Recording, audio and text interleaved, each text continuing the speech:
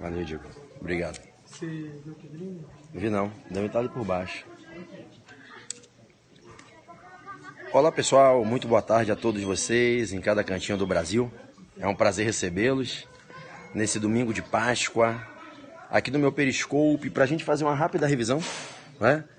E bater um papo sobre alguns assuntos importantes em algumas diferentes disciplinas que vão aparecer lá na prova de vocês do exame de ordem no outro domingo.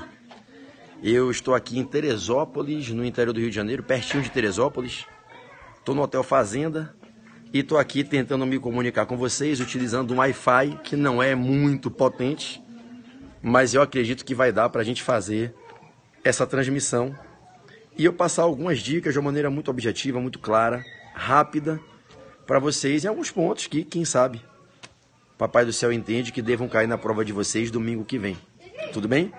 Eu fechei o chat, porque vocês todos sabem que quando as pessoas ficam comentando no chat, isso trava a transmissão, não é? Cada vez que a gente bota um comentário, a gente dispara um algoritmo de travamento no sistema do Twitter Periscope e aí a transmissão fica travando.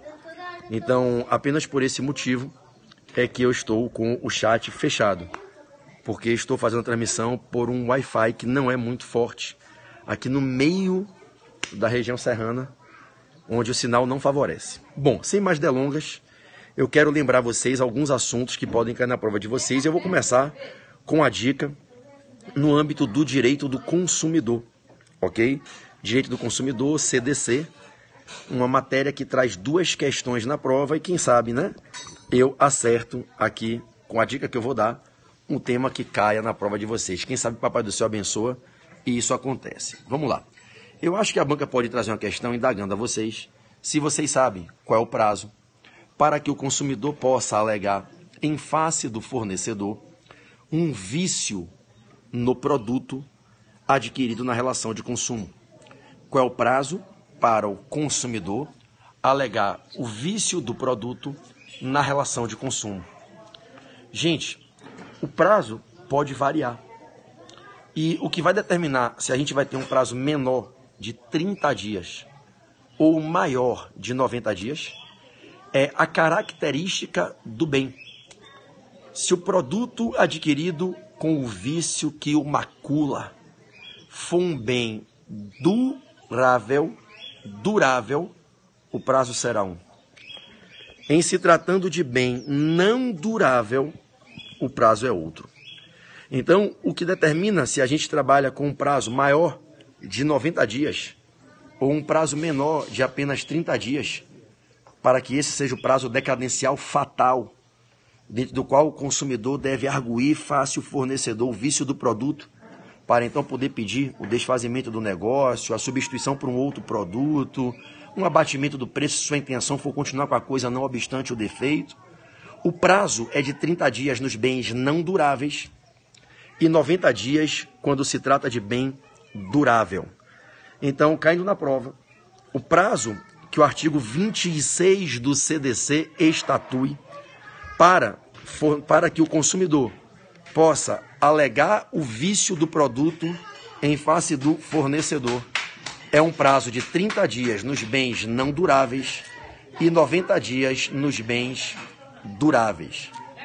Tenha muito cuidado na prova, porque esse prazo, 30 dias nos bens não duráveis, 90 nos bens duráveis, lá do artigo 26 da Lei 8.078, é um prazo que só se aplica quando nós estamos diante de uma relação de consumo. Então fique atento na prova para avaliar se realmente a questão narra no seu enunciado um problema dentro de uma relação de consumo. Posto, se nós tivermos um contrato em que certo adquirente adquiriu bem do alienante, bem esse com um vício na sua estrutura, na sua qualidade, na sua quantidade, que prejudique o bom uso da coisa, e a relação não se configurar como relação de consumo, a gente não aplica a norma do CDC do artigo 26 e a gente esquece essa ideia de 30 dias para os bens não duráveis e 90 para os bens duráveis. Se a aquisição do bem com o defeito, com o vício, for fora de uma relação de consumo, num contrato regido apenas pelas normas do Código Civil, não atraindo o sistema normativo do CDC. A técnica de contagem de prazo é outra. Aí a gente aplica o artigo 445 do Código Civil, em que o prazo será de 30 dias para coisas móveis e de 1 ano para bens imóveis. Já não se leva mais em consideração o aspecto da durabilidade ou não durabilidade da coisa. Quando a gente fala da teoria dos vícios redibitórios no Código Civil, artigo 445, que é o artigo que cuida do prazo, vícios redibitórios no Código Civil vai do 441 ao 446, e o 445 é o que estabelece as normas que fixam os prazos para o adquirente alegar os vícios redibitórios em face do alienante. No contrato não consumerista, o prazo é de 30 dias na coisa móvel e 1 ano no bem imóvel. Então, cuidado na prova com a questão envolvendo vício redibitório, vício do produto. Caso se trate de relação de consumo, você aplica o artigo 26 do CDC. Não se tratando de relação de consumo, você aplica o artigo 445 do Código Civil. Em se tratando de relação de consumo, você analisa se o bem é durável ou não durável. Para bens não duráveis, 30 dias, para bens duráveis, 90 dias. Sendo relação meramente cível, não guiada pelas normas atinentes ao microsistema tutelar das relações de consumo, não sendo relação consumerista, 30 dias na coisa móvel, 1 ano nos bens imóveis. Estamos juntos, meus amados? Estamos juntos. Essa foi a primeira dica dessa live, uma dica rápida, objetiva, prazo para alegar vício redibitório, prazo de natureza decadencial, nas relações de consumo, artigo 26 do CDC, ok? Eu, agora há pouco, estava na janela do meu quarto, vendo essa vista linda que tem aqui, eu estou no Hotel Fazenda, e eu gravei 5 dicas, em média 3 minutos cada uma, de direito do consumidor, que eu vou passar amanhã no evento Santa Revisão. Amanhã eu vou cedo, pego a estrada às 5 horas da manhã para Niterói e vou fazer o evento ao vivo do meu estúdio de Niterói, o evento Santa Revisão. Quem se inscreveu aí vai participar, quem não se inscreveu ainda dá tempo. R$19,90, é um evento fantástico. E amanhã eu trago mais 5 dicas sobre o Código de Defesa do Consumidor em assuntos essenciais para a sua prova, no evento Santa Revisão. Vamos falar um pouquinho do direito civil, já que a gente falou de consumidor, vamos falar um pouquinho de direito civil. Vamos lá, vamos começar com a dica na parte geral do direito civil. Bom, eu queria lembrar a vocês algumas informações importantes a respeito dos defeitos do negócio jurídico. Os defeitos do negócio jurídico, eu vou lembrar a vocês quais são eles. Eles são causa de anulabilidade e não de nulidade absoluta. Os defeitos do negócio jurídico, que são 6, caso estejam presentes em certo contrato, em certo negócio jurídico, eles ensejam a anulabilidade da avença, não sendo causas que imputam a nulidade absoluta do negócio jurídico. Qualquer dos 6 defeitos previstos lá no Código Civil, dentre os artigos 138 a 165, qualquer dos 6 defeitos do negócio jurídico, elencados no Código Civil a partir do artigo 138 e até o artigo 165, os 6 defeitos são causa de anulabilidade, cuidado na prova. Em nenhuma das hipóteses você terá uma causa de nulidade absoluta. Quais são esses 6 defeitos do negócio jurídico que geram a anulabilidade? Vamos lembrar? Desses 6 defeitos, 5 são trabalhados pela doutrina como vícios da vontade, vícios do consentimento. 1, não há qualquer maculação na manifestação de vontade do negociante. É um vício social, é um vício ético. Então, quais são os 6 defeitos do negócio jurídico, sendo que 5 deles são vícios da vontade, são vícios do consentimento? Anote: erro, dolo, coação, erro, dolo, coação, lesão e estado de perigo. Erro, dolo, coação, lesão e estado de perigo são os 5 vícios da vontade. O declarante emite uma vontade que não é a vontade que ele verdadeiramente emitiria, não fosse a situação fática, o problema na qual ele está envolto. Ele certamente não emitiria a vontade que emitiu, sendo alvo de um erro, vítima de dolo ou de coação, agindo numa circunstância de lesão ou de estado de perigo. Então, nesses 5 casos, nós temos vícios do consentimento que ensejam a anulação, a anulabilidade, que deve ser arguída num prazo decadencial de 4 anos pelo interessado. Anulabilidade, às vezes, cai na prova com o nome nulidade relativa. Nulidade relativa. Além dos 5 vícios da vontade, nós temos um sexto, que é a fraude contra credores, que também é um vício, um defeito do negócio jurídico. Mas, cuidado, quando certo agente negocial, celebrando um negócio jurídico, se desfaz de seus bens, dilapida seu patrimônio, aliena seus bens, deixa de receber pagamentos, começa a pagar dívidas prescritas para esvaziar o patrimônio, ficando insolvente face um crédito preexistente de um credor para quem já tinha um débito vencido, ele sabe o que ele está fazendo. Na situação jurídica configuradora de fraude contra credores, não há um vício de vontade, não é defeito do consentimento. A fraude contra credores, não obstante não seja vício do consentimento, seja chamada de vício social, ela também é um dos 6 defeitos do negócio jurídico a ensejar a possibilidade de anulação. No caso específico da fraude contra credores, existe uma ação própria, tecnicamente chamável de ação revocatória, com C, revocatória, apelidada de ação pauliana. A ação revocatória ou pauliana pode ser ajuizada pelo credor fraudado para tentar anular aquele negócio fraudatório que dilapidou o patrimônio do seu devedor, gerando eventos damini, prejudicando suas expectativas solventes, suas expectativas arrecadatórias, ok? De ter o seu crédito solvido. Então, quais são os 6 defeitos do negócio jurídico que ensejam a anulabilidade nos termos do Código Civil Brasileiro? Erro, dolo, coação, lesão, estado de perigo e fraude contra credores. Qualquer dessas 6 figuras jurídicas aparecendo em uma questão que você enfrente na prova, elas são causas de anulabilidade ou nulidade relativa, como se costuma chamar a anulabilidade. Lembre-se que nas hipóteses de anulabilidade, nós temos um dever de que a causa seja demonstrada em juízo, que a situação fática seja demonstrada num prazo não superior a 4 anos. O artigo 178 do Código Civil apregoa o prazo de 4 anos para que o interessado possa arguir a anulabilidade em razão de um desses defeitos estarem presentes. Tudo bem? Maravilha. Bom, professor, e a simulação? A simulação não é também um defeito do negócio jurídico? Não, não é, e não gera anulabilidade. Quando se celebra um negócio jurídico envolto a uma situação de simulação, quando ocorre a simulatio negotia e a simulação do negócio jurídico, a gente tem uma causa de nulidade absoluta, nos termos do artigo 167 do Código. Professor, mas eu já ouvi dizer que a simulação gera anulabilidade. Não, não gera. A simulação gerava anulabilidade na égide do Código de 16, que foi o código que eu estudei na minha época de aluno de Direito na graduação. Quando eu me formei em 2001, eu me formei ainda sob a vigência do Código Antigo, o Código de Clóvis Bevilacqua, substituído pelo professor Miguel Reale em 2002, que entrou em vigência em 2003.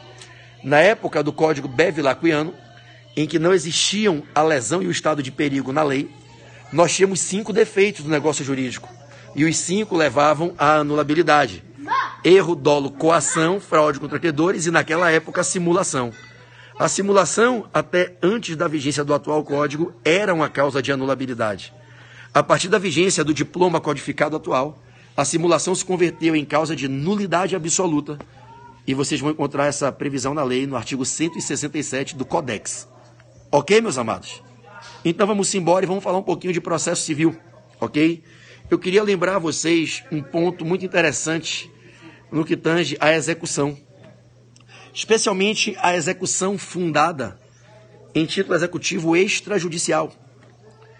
Quando se ajuiza uma execução e o executado, citado no juízo da execução, quer se defender através do ajuizamento de uma ação autônoma para embargar a ação executiva ajuizada contra ele, para que o executado possa ajuizar a ação autônoma de embargos.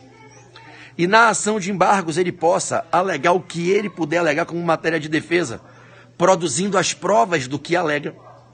Ele tem que submeter alguns requisitos legais para que ele possa fazer a sua defesa em sede de embargos, embargos do executado, embargos à execução, para tentar derrubar aquela presunção que lastreia o título executivo, que é a presunção de liquidez e certeza de que gozam os títulos executivos, especialmente os títulos extrajudiciais. Quando a lei reconhece certos títulos como títulos executivos extrajudiciais, a lei já reconhece que não é necessária a produção em juízo da presunção de liquidez, certeza e exigibilidade do débito exequendo. A lei reconhece a possibilidade de extrajudicialmente, às vezes em procedimentos administrativos, às vezes em relações meramente privadas, se construir um título executivo, trazendo, veiculando no seu conteúdo uma dívida líquida certa exigível ou que se presume, ainda que relativamente, ser líquida certa exigível. E quando você é citado na execução, no juízo da execução, especialmente nas execuções fundadas em título executivo extrajudicial, você pode ajuizar uma ação no próprio juízo da execução, pedindo que a ação seja distribuída por dependência à ação de execução, que é a ação principal, para que o mesmo juiz que julgue a execução julgue também a sua ação de embargos, e você pode ter duas ações tramitando concomitantemente no juízo, a ação executiva e a ação de embargos, que é a ação que o executado ajuiza, para se defender na ação de embargos, alegando a matéria de defesa que a lei autoriza que ele possa alegar, em regra, praticamente toda e qualquer matéria de fato e de direito, ele poderá produzir provas do que alega e tentar, com as provas produzíveis, derrubar a presunção relativa de liquidez e certeza daquele título executivo. A banca pode lhe perguntar qual é o prazo para viabilizar o cabimento da ação de embargos à execução civil no juízo executório. A banca pode lhe perguntar se é necessário o oferecimento de garantia prévia do juízo para que caiba a admissibilidade dos embargos do executado. E a banca pode lhe perguntar se, ajuizados os embargos tempestivamente, se a execução fica automaticamente suspensa ou se ela corre, se o processo executório corre concomitantemente com o processo paralelo que se instaura em razão do ajuizamento dos embargos. Preste muita atenção. O Código de Processo Civil nos ensina, existem alguns artigos-chave sobre isso, do 919 ao 924 principalmente, o Código do 916, melhor dizendo, a partir do 916, o Código de Processo Civil nos ensina que o executado pode ajuizar os embargos à execução no mesmo juízo da execução, num prazo de 15 dias, não sendo necessário o oferecimento de garantia prévia. Desde há alguns anos, quando ainda vigente o CPC anterior, que houve uma reforma processual no ainda vigente CPC de 73, e desde a velha reforma do CPC de 73, desde a reforma de 2006, no CPC de 73, que se derrubou a velha norma que condicionava os embargos ao oferecimento de garantia prévia lá na execução civil. Desde então, desde essa reforma de 2006, e assim o é no CPC atual, que o executado pode, desde que agindo tempestivamente no prazo de 30 dias, ele pode ajuizar a ação de embargos, não precisando fazer garantia prévia do juízo. Mas preste atenção, nós estamos falando de execução civil e não de execução fiscal. Essas regras que eu estou falando mudam na execução fiscal. Vamos continuar por hora falando de execução civil.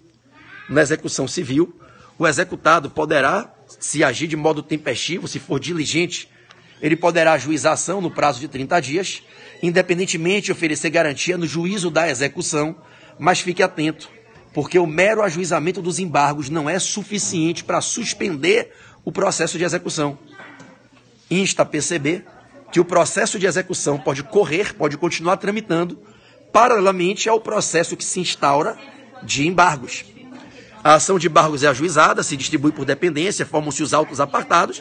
O mesmo juiz que julga a execução vai julgar os embargos, mas ele pode, em tese, julgar a execução primeiro. A banca pode indagar, ajuizados os embargos à execução, no juízo da execução, tempestivamente e em 30 dias, evidentemente, não sendo oferecida garantia no juízo. A execução fica suspensa? Não. A resposta correta é que o mero ajuizamento dos embargos não suspende o processo de execução. Todavia, prestem atenção na grande pegadinha na prova de vocês. O executado tem uma possibilidade autorizada pela lei para conseguir suspender o processo de execução conseguindo que o processo de embargo seja julgado primeiro, que é o sonho de qualquer executado. Excelência, por favor, sobreste o feito executivo. Não faz sentido Vossa Excelência liquidar meu patrimônio. Não faz sentido Vossa Excelência permitir que bens meus sejam penhorados e levados a leilão se eu estou me defendendo através desses embargos tempestivamente propostos. Então o executado, ele tem uma brecha para conseguir sobrestar a execução, conseguindo que o processo de embargo seja julgado primeiro. Quando ele optar por oferecer garantia do juízo, que ele não é obrigado a garantir para embargar. Mas se ele quiser suspender a execução para os embargos serem julgados primeiro, ele tem que oferecer a garantia do juízo, então ele tem que garantir o juízo. Ele pode fazer isso nomeando bens à penhora, fazendo um depósito, trazendo uma garantia através de fiança, caução, e ele pode garantir o juízo. Mas não basta garantir o juízo. Para que ele consiga suspender a execução, o juiz precisa se convencer que estão presentes os requisitos para a concessão de uma tutela provisória. Em especial, como vem entendendo a melhor doutrina, uma tutela provisória de urgência. O periculum in mori fumus boniuris. Então fique atento para a prova, porque o executado, quando citado no juízo da execução civil, ele tem 30 dias para ajuizar os embargos, e ajuizar os embargos tempestivamente no prazo de 30 dias. Ele não precisa oferecer garantia, mas ele não consegue por si só sobrestar o processo de execução. Isso quer dizer que a execução, infelizmente para ele, pode ser julgada primeiro que os embargos. Todavia, se ele quiser suspender a execução, se ele quiser conquistar o efeito suspensivo up judicis, atribuível pelo juiz, ele precisa fazer a garantia no juízo e ele precisa convencer o juiz. Ele vai fazer um requerimento demonstrando que ele tem uma tese bem feita, fundamento relevante, que provavelmente os embargos vão ser julgados procedentes e a execução improcedente, e que existe um risco de lesão grave, de um dano de difícil e certa reparação para ele. Provando que estão presentes os requisitos que viabilizam a concessão de uma tutela provisória de urgência e que o juízo fora garantido por depósito, fiança, penhora, caução, né? E aqui numa interpretação um pouco extensiva da literalidade do texto legal do Código de Processo Civil, ele consegue que o juiz possa atribuir efeito suspensivo, sobrestando a execução e julgando prioritariamente a defesa dele nos embargos. Se ele não der a garantia do juízo, ou dando a garantia não convencer o juiz que existe fumus boniuris e periculum in mora, o juiz não sobresta a execução para julgar primeiro os embargos, ok? Bom, quanto à execução fiscal, fiquem atentos, porque o prazo para embargar a execução fiscal não é de 15 dias, é de 30. Né? O prazo para embargar a execução fiscal é de 30 e não de 15. Execução civil, se eu falei 30 é 15, que eu fico com a execução fiscal na cabeça o tempo inteiro aqui por causa do audito tributário. Se eu falei 30 dias aqui na execução civil, são 15, ok? Execução civil são 15 dias. Eu acho que eu falei 30 algumas vezes, que eu fico com os embargos da execução fiscal na cabeça o tempo inteiro. Embargos da execução civil, 15 dias. Embargos da execução fiscal, você dobra para 30 dias, ok? Então, recapitulando. Caso se trate de execução civil, o executado tem 15 e não 30, 15 dias para embargar. Não precisa oferecer garantia. Pode embargar sem garantia 15 dias e não tem efeito suspensivo. Mas se ele oferecer garantia do juízo e provar que estão presentes os requisitos para a tutela provisória, fumus boniuris e periculum in mora, ele consegue esse efeito suspensivo incidental up judicis atribuível pelo juiz. Ok? Na execução fiscal, aí sim o prazo é de 30, dobra o prazo sobe de 15 para 30 dias. E atenção, na execução fiscal, o executado que vem a embargar a execução fiscal, ele tem 30 dias para ajuizar os embargos, mas ele tem que dar garantia. É diferente para a execução civil. A Lei de Execuções Fiscais, a Lei 6.830 de 80, a Lei de Execuções Fiscais, no artigo 16, ela traz um prazo que é um prazo dobrado em relação à execução civil. Se, por um lado, o CPC atribui prazo de 15 dias para o executado ajuizar os embargos da execução civil, a Lei de Execuções Fiscais concede ao executado um prazo de 30 dias para embargar a execução fiscal.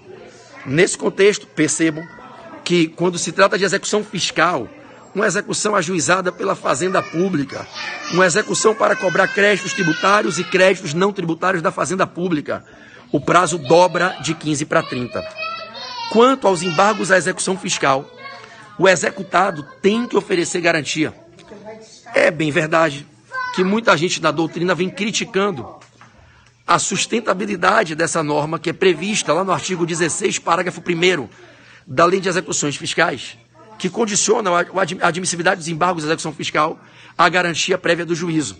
É bem verdade, repito, que a doutrina vem batendo, entendendo que isso prejudica o acesso à justiça e o exercício do contraditório, da ampla defesa do devido processo legal, pois nem todo executado tem condição de oferecer garantia. A norma teria um condão discriminatório e prejudicial ao acesso à justiça e ao manejo das garantias constitucionais do contraditório para defesa e devido processo legal. Não obstante a crítica, saiba que é expressa a previsão na Lei de Execuções Fiscais, artigo 16, parágrafo 1º, que os embargos à execução fiscal só serão admitidos se o executado embargante, antes de propor os embargos, oferecer a garantia do juízo. O que ele pode fazer com fiança bancária, com seguro-garantia, nomeando bens à penhora ou com depósito em dinheiro, ok? Então, para a gente encerrar essa dica de processo civil e a gente migrar para o direito tributário, para o direito constitucional, direitos humanos, filtre embargos à execução civil, 15 dias, embargos à execução fiscal, 30 dias. Embargos à execução civil não precisa garantir o juízo. Embargos à execução fiscal tem que garantir o juízo. Em ambos os casos, não há efeito suspensivo automático da execução para que se julgue prioritariamente os embargos. Mas em ambos os casos, é possível conquistar o efeito suspensivo no processo de execução, julgando-se os embargos primeiro, quando o juízo é garantido e se comprova estarem presentes os requisitos necessários para a concessão de tutela provisória, o que está previsto lá no CPC, no artigo 919, parágrafo 1º do Código de Processo Civil Brasileiro. Ok? Maravilha. Deixemos para trás direito do consumidor, direito civil, direito processual civil e vamos dar um tapinha rápido no direito tributário. Todo mundo comigo por uma dica rápida de direito tributário que pode cair na prova de vocês. Vamos lá. Moçada, vamos lembrar que um dos princípios tributários mais importantes que a gente tem na nossa Constituição é o princípio da anterioridade. O princípio da anterioridade que termina proibindo que se aplique de imediato uma nova carga tributária recém-apresentada. Quando se cria ou se majora um tributo, não se pode aplicar de imediato a nova carga tributária. Há uma garantia constitucional que protege os direitos dos contribuintes de não serem pegos de surpresa com a aplicação imediata de uma nova tributação recém-implementada. A tutela do direito de não surpresa fiscal que favorece todos os contribuintes. Criado ou majorado um tributo, a nova carga tributária, em regra, só se aplica no exercício financeiro subsequente e desde que ultrapassado um período mínimo de 90 dias, para que as pessoas tenham uma condição mínima de se organizar para o pagamento da nova despesa fiscal até então inexistente. Não obstante essa seja a regra, existem exceções previstas na Constituição da República Federativa do Brasil. E essas exceções são comumente indagadas em prova. Então eu queria lembrar rapidamente a vocês, primeiro, quais são os tributos que, caso criados ou majorados, podem incidir de imediato, não se aplicando nem a cláusula temporal do exercício financeiro seguinte e nem a cláusula temporal do mínimo nonagesimal. Alguns tributos, caso criados ou majorados, podem ser aplicados de imediato, afastando-se a garantia da não surpresa em desfavor dos contribuintes. Quais seriam esses tributos que, caso caiam na prova de vocês, galera que vai fazer a OAB domingo que vem, pessoal que vai fazer delegado na Bahia, dia 22, pessoal que vai fazer delegado em Minas, São Paulo, concursos aí bombando no Rio Grande do Sul, galera que vai fazer magistratura e defensoria aqui no Rio de Janeiro, MP Defensoria no Rio. Quais são as hipóteses para vocês marcarem incidência imediata, na hora? Vamos lá? 3 impostos federais, IOF, 3 dos 4 impostos federais extrafiscais, IOF, imposto de importação, imposto de exportação, imposto sobre operações financeiras. Esses 3 impostos, caso majorados, a incidência imediata da novel carga tributária, impostos extraordinários de guerra e empréstimos compulsórios, caso criados para o custeio de despesas com guerra externa ou calamidade pública. Então, se na sua prova, o enunciado da questão veicular uma situação em que a União supostamente criou um imposto extraordinário de guerra, um empréstimo compulsório para custear despesas com guerra externa ou uma calamidade pública, ou majorou alíquotas do imposto de importação e exportação ou do imposto sobre operações financeiras, em tais situações a incidência é imediata. Ok? Bom, esses são os tributos de incidência imediata. Mas tem um segundo bloco de exceções, que é aquele que envolve os tributos, que se criados ou majorados, só respeitam a noventena. Não precisam aguardar o exercício financeiro seguinte, mas devem aguardar um mínimo de 90 dias, não podendo se aplicar de imediato a nova carga tributária. Quais seriam esses tributos que, caso criados ou majorados, podem incidir após 90 dias, ainda que no próprio ano? Tome nota. É o caso do IPI, o Imposto sobre Produtos Industrializados. É o caso das contribuições sociais de Seguridade Social. Contribuições sociais de Seguridade Social. E ainda, quando se restabelecem alíquotas outrora reduzidas, quando se restabelecem, se volta para o lugar, se restabelece alíquotas que foram outrora reduzidas na CID dos combustíveis. A CID dos combustíveis, se tivesse as alíquotas reduzidas, no momento a posteriori de restabelecimento, voltando-se as alíquotas para o lugar que estavam antes da redução, apenas se aplica a noventena e após os 90 dias, essas alíquotas restabelecidas podem ser aplicadas aos fatos geradores que vierem a acontecer. Então, quais são as hipóteses em que na prova você marca só noventena? Tem que esperar os 90 dias, mas não precisa esperar a virada do ano. IPI, contribuições de seguridade social e restabelecimento de alíquotas reduzidas na CID dos combustíveis.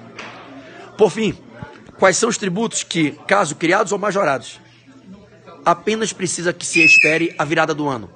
Obedecem à cláusula temporal do primeiro do exercício financeiro seguinte, primeiro dia de janeiro do exercício financeiro seguinte, mas não precisam respeitar a noventena. Quais são os tributos que só respeitam a cláusula temporal do 1º de janeiro? Imposto de renda, bem como IPTU e IPVA, se a majoração do IPTU e IPVA for dada em razão da alteração da base de cálculo. A fixação de novos critérios para a base de cálculo, tornando mais oneroso o IPTU e IPVA. Então veio a lei, mudou os critérios para fixar o valor venal do imóvel, o valor do veículo. Veio a lei e alterou os critérios, os parâmetros para fixar a base de cálculo. De modo que um carro que valia 100 mil passou a valer 120. Um imóvel que valia 500 mil passou a valer 600. Então foram modificados os critérios de fixação da base de cálculo e com isso o imposto ficou mais oneroso. Majoração pela base de cálculo, não pela alíquota. Só 1º de janeiro não tem noventena.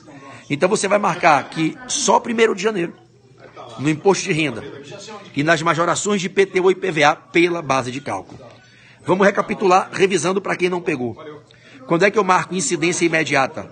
Quando eu tenho majoração das alíquotas do II, IE e IOF, criação de impostos extraordinários de guerra, criação de empréstimos compulsórios para guerra externa ou calamidade pública. Quando é que eu marco só noventena? IPI, contribuições sociais para a Seguridade Social e o restabelecimento de alíquotas reduzidas na CID dos combustíveis. E quando é que eu marco só 1º de janeiro? Quando eu tenho o imposto de renda sendo majorado ou quando eu majoro IPTU e IPVA pela base de cálculo em razão da alteração dos critérios de fixação da base de cálculo, tornando esses impostos patrimoniais, IPTU e IPVA, mais onerosos, ok? Maravilha. Bom, fechamos direito tributário.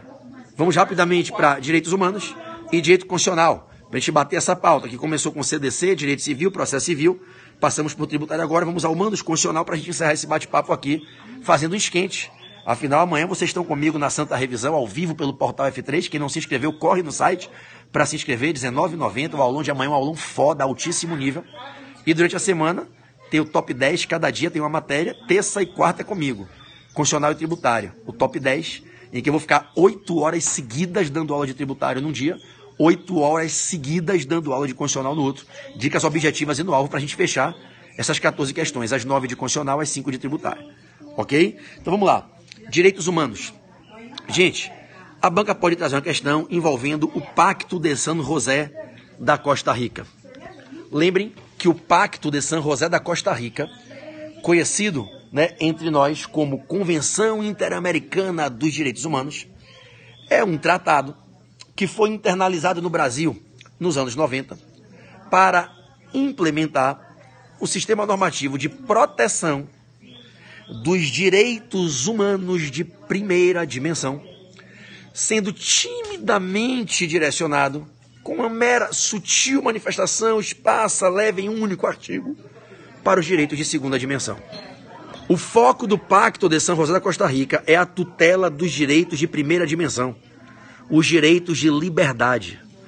O Pacto de San José da Costa Rica é conhecido como o grande tratado do sistema interamericano guiado pela OEA de proteção dos direitos humanos para a tutela dos direitos de liberdade, as liberdades civis e políticas, em especial as liberdades civis. O foco do Pacto de San José da Costa Rica não é a proteção dos direitos humanos de segunda dimensão, os econômicos, sociais e culturais, e nem os de terceira dimensão, os direitos coletivos e difusos. Se quer na sua prova, o Pacto de San José da Costa Rica é um monumento normativo que tem como propósito principal apresentar normas de proteção dos direitos de liberdade, que são os direitos humanos de primeira dimensão, em especial as liberdades civis. O tratado aqui do sistema interamericano que focou nos direitos de segunda dimensão foi o Protocolo de São Salvador e não o Pacto de São José na Costa Rica. É o Protocolo de São Salvador que traz um sistema normativo direcionado a proteger os direitos de segunda dimensão. O Pacto de São José da Costa Rica, famoso, que vira e volta a cair nas provas, tem como propósito central a proteção dos direitos humanos de primeira dimensão, as liberdades civis e as liberdades políticas, com ênfase nas liberdades civis. Lembre que o Pacto de São José da Costa Rica tem natureza jurídica infraconstitucional. Não se esqueça na prova que dito pacto não cumpriu os requisitos para o savô ao status de emenda constitucional, primordialmente por conta do requisito temporal. Somente após a emenda constitucional 45 de 2004, a reforma do judiciário, é que se tornou possível atribuir a certos tratados internacionais a equivalência a emendas constitucionais. Todo e qualquer tratado internacional do qual o Brasil é signatário, que seja anterior a 8 de dezembro de 2004, não tem equivalência à emenda constitucional. Logo, seu sistema normativo é um sistema infraconstitucional. Todavia, não obstante ele seja, realmente ele é infraconstitucional, ele goza de um status especial, que eu tenho certeza que vocês que assistiram minhas aulas no Coaching Exame de Ordem não esqueceram. O Pacto de São José da Costa Rica, por ser um tratado protetivo dos direitos humanos, em razão da importância do seu conteúdo normativo, ele ganhou um reconhecimento diferenciado, em que a gente passa a colocá-lo acima das leis do direito objetivo brasileiro. De modo a que ele passa a ser considerado como uma fonte de natureza supralegal. Ele é infraconstitucional, porque não tem equivalência à emenda e não pode ter, porque ele é anterior à reforma do judiciário, mas ele fica acima das leis. Ele não tem status de lei ordinária ou complementar. O Pacto de São José da Costa Rica é um tratado supralegal. Caso caia na sua prova, e preste atenção que isso cai. Vocês estão ouvindo aqui há 8 dias da prova, e se isso cair, vocês vão lembrar dessa live. Caso caia na sua prova, o Pacto de São José da Costa Rica tem natureza infraconstitucional supralegal. O fato de ele disciplinar os direitos humanos de modo acautelatório, protetivo, maximizante dos direitos humanos, confere a ele, em razão da matéria, um status de superioridade às leis ordinárias ou complementares do nosso direito objetivo. Então, ele é recebido por nós como uma fonte supralegal. Mas por ele ser anterior à emenda 45, ele não pôde ter equiparação à emenda constitucional, sendo, portanto, infraconstitucional. Estamos juntos? O Pacto de São José da Costa Rica é um dos grandes monumentos do sistema internacional de proteção dos direitos humanos.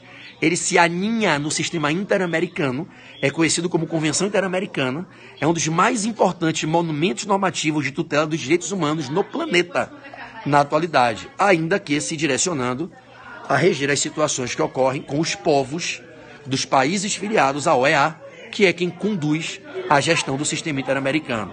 Ele tutela os direitos de primeira dimensão, direitos de liberdade, com ênfase nas liberdades civis. Vamos partir para o direito constitucional propriamente dito. Já temos aqui 39 minutos de revisão. Comecei por onde tinha que ser, como eu botei na ementa, CDC, civil, processo civil, tributário, humanos. Vamos agora para uma dica rápida de constitucional, tudo bem? Uma dica rápida de direito constitucional, que eu acredito que possa cair na prova de vocês. É sobre as emendas constitucionais.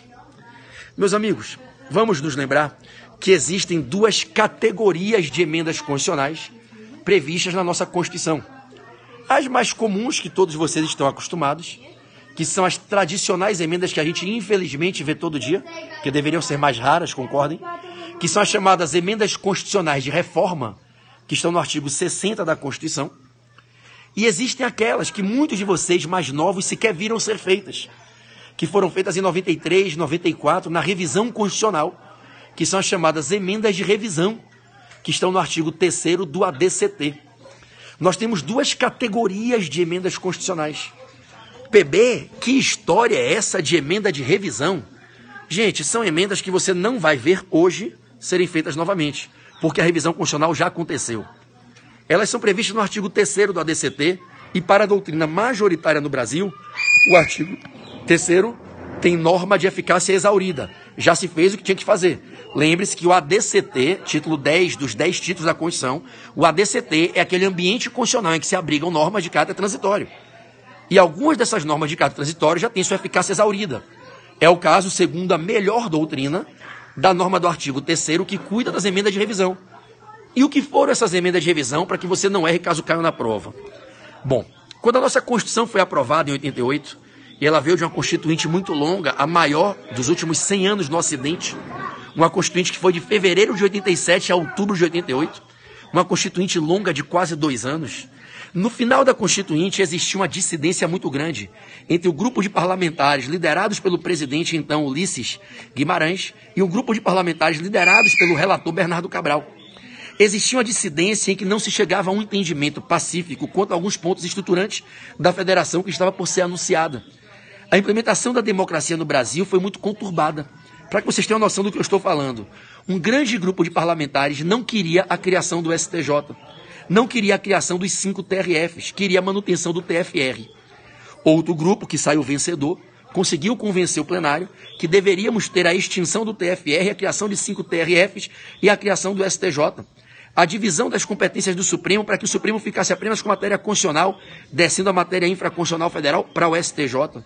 A ampliação do rol de legitimados para o ajuizamento de ADI, ADO, ADC, ADPF, não sendo mais privilégio do PGR, presidente da República, legitimando-se, inclusive, particulares a ajuizarem ações de controle do Supremo, como partidos políticos, confederações sindicais, entidade de classe de âmbito nacional, e ainda nós podemos ter pessoas de direito privado. Então, para vocês terem uma ideia, muitos parlamentares queriam um Brasil parlamentarista e uma monarquia de novo no país. Tanto que marcou um plebiscito para 5 anos depois, em 93, porque não havia unanimidade de entendimento na doutrina. Então, o que é que aconteceu? Se fez uma grande transação na Constituinte, para que chegasse a um acordo entre as facções que estavam em divergência, para que se pudesse, naquele grande acordo, fechar a Constituinte e promulgar a Constituição cidadã. Só que muitas dúvidas ficaram pendentes. Será que vai dar certo? Será que vai dar certo um Brasil presidencialista? Será que vai dar certo um presidencialismo com medida provisória, que é figura jurídica que só se usa quando se adota o sistema parlamentarista? Será que vai dar certo a federação de 3 níveis de autonomia, município? O Brasil é uma federação assimétrica de 2 graus de descentralização, conferindo sua autonomia aos municípios. Essas dúvidas, qual foi o trato que se fez? Daqui a 5 anos, nós vamos reinstaurar o Congresso Nacional para uma revisão da Constituição. Marcou-se uma revisão em que a Constituição seria passada a limpo por inteiro. E aí seria feita análise do que deu certo e do que não deu. E se legitimaria um procedimento rápido de aprovação de emendas constitucionais durante a revisão para modificar o que não deu certo, para corrigir o que pudesse ser corrigido e implementar o que merecesse ser implementado. Esse fenômeno de revisão constitucional é um fenômeno que acontece em alguns países. Aconteceu com a gente, em que a Constituição surge numa Constituinte turbulenta, com muitas divergências, se faz um acordo em que se pactua a estabilização do nascimento da Constituição, da nova Constituição, e você combina de, depois de um período, no nosso caso foi 5 anos, fazer uma revisão do primeiro até o último artigo e botar toda a Constituição em pauta. Foram aprovadas 6 emendas na revisão, uma delas, inclusive, mudando o critério de naturalização para aquisição da nacionalidade no Brasil. E aí, qual é a grande pegadinha de prova? O rito para a aprovação das emendas de revisão não é o mesmo para a aprovação das emendas constitucionais de reforma, que são as emendas tradicionais que a gente vê no dia a dia. Para que vocês tenham noção, as 6 emendas de revisão foram aprovadas em uma única votação, votação em um único turno, sessão conjunta no Congresso com maioria absoluta. Isso derruba muita gente em prova.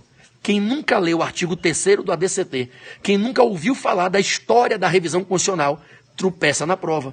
Porque vocês, a maioria de vocês, quando chegam na prova, vocês vão apenas com a norma do artigo 60, do articulado de normas de caráter permanente, antes do ADCT.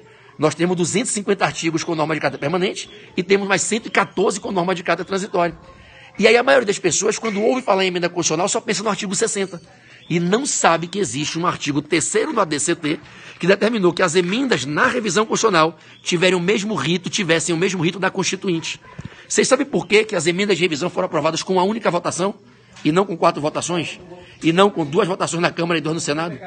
2 turnos na Câmara e 2 no Senado? Vocês sabem por que as emendas de revisão foram aprovadas por maioria absoluta e não por maioria de 3/5? Vocês sabem por que as emendas de revisão foram aprovadas em sessão conjunta e não com as casas, Senado e Câmara em apartado? Porque esse foi o rito da Constituinte. A geração constituinte estabeleceu esse rito para a condução da Constituinte. A nossa Constituição foi aprovada com uma única votação em sessão conjunta, em que se exigiu unicamente uma votação por maioria absoluta. E se a revisão era a continuidade da Constituinte, se entendeu que o rito da revisão tinha que ser o mesmo da Constituinte. Então, cuidado na prova de constitucional, se a banca perguntar sobre as emendas de revisão e as emendas de reforma. Pela última vez, para encerrar, emendas de revisão, uma única votação, um único turno, sessão conjunta, maioria absoluta, e foram aprovadas 6. Emendas de reforma, artigo 60, 2 turnos na Câmara, 2 turnos no Senado, necessárias 4 vitórias da PEC para que ela possa virar emenda, aprovação pelo quórum mínimo de 3/5, para que então, se ela for aprovada em 2 turnos na Câmara, em 2 turnos no Senado, por 3/5 dos deputados, 3/5 dos senadores, possam as mesas diretoras atribuir o respectivo número de ordem e determinarem a promulgação da emenda. Lembre que não existe sanção ou veto presidencial em proposta de emenda constitucional. Sanção ou veto são institutos do processo legislativo exclusivamente atinentes a projetos de lei. O presidente não tem poder de veto em emenda decorrente da aprovação de PEC. Ok? Bom, 46 minutos. Eu falei que ia ser meia hora, me estendi um pouquinho. Eu acho que deu para a gente revisar alguns assuntos importantes. Eu queria trazer uma palavra para o teu coração. Você que me assiste aí em qualquer lugar desse país. Qualquer um de vocês aí, acho que essa live, o ao vivo, mas o reprise vai bater aí 3, 4 mil pessoas. Eu quero dizer uma coisa para vocês. Não desistam nunca. Independente qual seja o tamanho da sua dificuldade. Lembre que Deus nunca dá uma dificuldade maior do que a capacidade.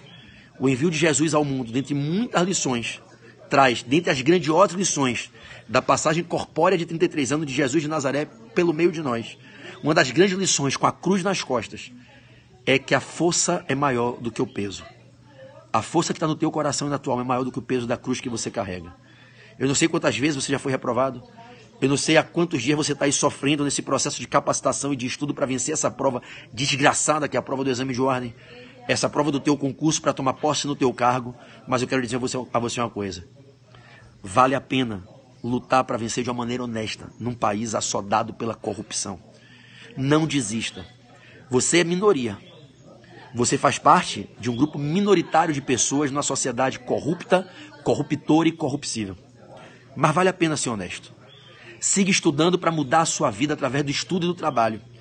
Porque esse ainda é o melhor caminho para trafegar nesse efêmero e curto trânsito que Deus concede a gente aqui no plano terreno. Nessa vida que é trem-bala passeiro e passa ligeiro, e a gente é só passageiro e já já a gente está prestes a partir. Não desista, não esmoreça. A sua dor é o preço a pagar para a sua libertação. Nenhuma vitória grandiosa vem senão sem antes submeter o vencedor a um processo doloroso de traumas, de tropeços, de quedas, de aflições e de angústias. Quando eu era criança, meu pai me dizia que a lágrima é a matéria-prima do sorriso. E quanto mais doída e ardida for a lágrima, mais grandioso e feliz será o sorriso. Não tenha medo de sentir dor. É na dor que a gente cresce. É escalando montanha que a gente chega ao topo do mundo. Não é subindo em mesa nem em parapeito. Não tenha medo de virar suas madrugadas estudando, de acordar mais cedo, de sacrificar o seu tempo. É plantando que se colhe, não há colheita sem plantio e todo plantio leva a uma colheita. Saiba que dentro de você existe uma força enorme que às vezes a sua mente, para não lhe tirar da zona de conforto e de segurança, lhe sabota e não deixa você perceber essa força gigantesca que Deus coloca no coração de cada um de nós. Eu tenho compartilhado com algumas pessoas algo bem interessante que esses dias eu fui descobrir. Se você pegar uma lupa para analisar a figura do cromossomo da maioria dos seres humanos, as helicoidais invertidas a 45 graus, elas têm a forma de um fênix. Todos nós temos o DNA de fênix. Faça o seu acordar. Não espere mais. Às vezes, a gente fica esperando muito, esperando parar de ter problema, esperando começar a ganhar dinheiro, esperando melhorar a situação no casamento, no noivado, no namoro. Pare de esperar. Pare de esperar e comece a fazer acontecer. Comece a dar o seu melhor. Comece a se submeter ao processo de lapidação. Para que o diamante surja, o ferro quente bate, o machado corta, mas no final ele vem brilhando como um diamante. Muitas vezes, para que um grande fruto se dê e você possa saboreá-lo, mãos foram rasgadas em calos com a enxada para que a semeadura tornasse aquele fruto possível de ser colhido. Não tenha medo de bater a enxada. Faça a sua parte, continue se dedicando. Não use seus problemas como sabotadores. Não use as suas dificuldades como desculpas. Não perca para você mesmo. Afinal, só você pode se derrotar. Não se importe com o que as pessoas falam de você. Elas podem falar o que elas quiserem. É um direito delas. É você quem define sua crença. É você que escolhe no que você acredita. Somente você pode dizer qual a imagem que será colocada no espelho quando você se olha. É o seu olhar, impulsionado pela tua crença, pelo teu coração, pela autoestima, que vai projetar um tigre ou um camundongo. Aprenda a se amar. Se você, como eu, é um cristão, mas ainda que não seja, concorde, independente da vocação religiosa. Se você, como eu, é um cristão, e ainda que você não seja, concorde comigo. É preciso se amar para poder amar alguém. O meu Jesus me ensinou que é amando-me que me tornarei apto a amar ao outro. Amar é o teu próximo, como ama-te a si mesmo. Não importa qual o teu problema, a tua dificuldade, o teu calo, a tua imperfeição, o teu vício, aquilo que você pode corrigir, melhorar, evoluir, se lapidar, você é filho de Deus. E Deus, o Pai maior, o Criador perfeito, Ele não faz nada que não seja belo, fadado ao sucesso e enviado aqui para vencer. Só que você tem que acreditar nisso. Você tem que acreditar em você. Você tem que olhar para dentro de você e dizer, eu posso, eu quero, eu consigo. E se dispor, meu irmão, a pagar o preço. A remar contra a tempestade. A subir a montanha contra a avalanche. A correr contra o vento. A pisar em brasa quente. Meu pai dizia assim para mim, não espere a luz no fim do túnel para começar a correr. Corra porque está vendo a luz no fim do túnel. Eu dizia, meu pai, é o ditado dos medíocres. Ele está correndo porque ele está vendo a luz. Corra no escuro. Se não der para correr, ande. Se te botarem no chão, rasteje. Mas vá em frente na busca do seu sonho. Pague o preço. A sua capacidade é maior que a sua dificuldade. E é cada um que escolhe como conduz a sua jornada de vida nesse plano terreno. Escolha vencer. Ser vencedor é um resultado que começa com uma escolha na mente e no coração. Daí-se parte para o plano das atitudes e comportamentos. E é através de atitudes empreendedoras, de comportamentos audazes, ousados, arrojados, da capacidade de ser mentalmente forte para segurar a dor do corpo. É você ensinar sua mente que ela é quem manda e o corpo é escravo e não comandante da mente. É se superando que você vai chegar a algum lugar muito foda. Ter algo muito grande que só a minoria tem. Não tenha dúvida, se você quiser uma aprovação no seu concurso, você quer passar no concurso para delegado de Polícia Federal, o concurso foi autorizado, daqui a pouco sai edital. Esse ano vai ter DPF de novo. Você quer passar no concurso para delegado de Polícia Estadual?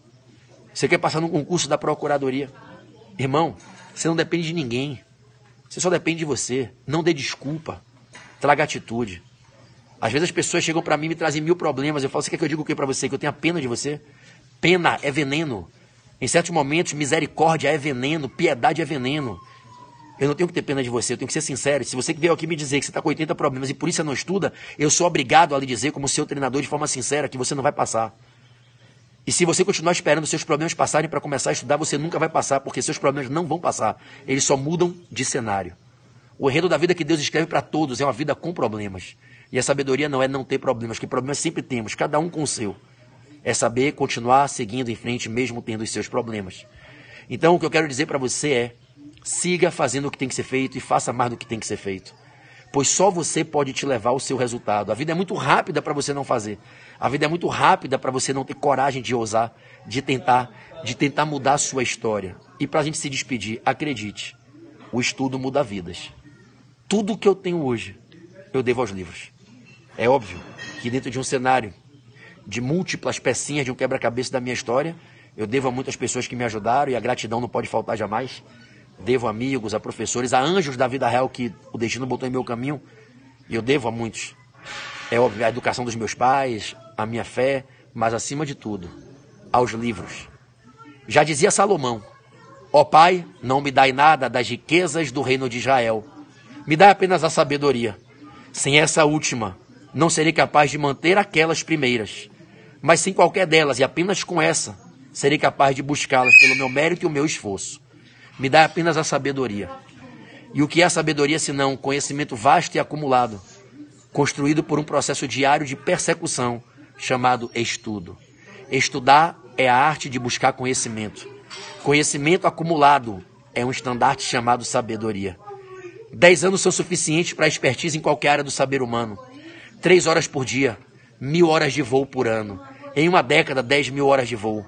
Você pode ser um pós-doutor no que você quiser, virar referência para todos ao seu redor, se você realmente se dispuser a 3 horas por dia. O dia tem 24 horas, 3 horas é 1/8, 12,5% da sua vida. Passe 1/8 da sua vida estudando, para passar 7/8 da sua vida desfrutando. Menos reclamando e mais realizando. O estudo muda vidas. Quem tem sabedoria fala, quem não tem escuta. Quem tem sabedoria impõe, quem não tem é imposto. Quem tem sabedoria dirige, quem não tem é dirigido. Quem tem sabedoria vira referência, dá orgulho, é aplaudido. Quem não tem, bate palma, copia e segue. Escolha quem você quer ser no cenário da sua vida. O livre-arbítrio é seu, a autonomia decisória é sua. Faça a sua escolha. Um grande beijo, um feliz sábado de Páscoa para vocês. Que Deus abençoe seu lar, sua família, derrame a paz, a proteção, porque o resto a gente tem que ser forte para buscar. Bons estudos. Amanhã eu espero vocês na Santa Revisão, estou pegando estrada cedinho. Quero todo mundo comigo, estarei ao vivo dos estúdios do Portal F3 em Niterói para todo o Brasil. Temos quase 5.000 inscritos e se você não se inscreveu ainda dá tempo. O valor é simbólico, R$19,90 ou é R$19,99. Você pode parcelar em 10 parcelas de R$1,99 ou R$1,90. E eu acho que vale a pena o que você vai ouvir amanhã. Não só na parte das dicas de direito, mas no aprendizado sobre estratégia de como fazer prova. Tudo bem? Mais tarde, lá pelas 9, 10 da noite, eu apareço aqui para dar uma boa noite e para trazer algumas dicas para vocês em direito administrativo, que eu não falei nada aqui, em direito internacional e falo mais um pouquinho de constitucional, tributário, civil, processo civil, consumidor e humanos. Estamos juntos? Que Jesus nos guie rumo à aprovação. Valeu, moçada. Valeu, Brasil.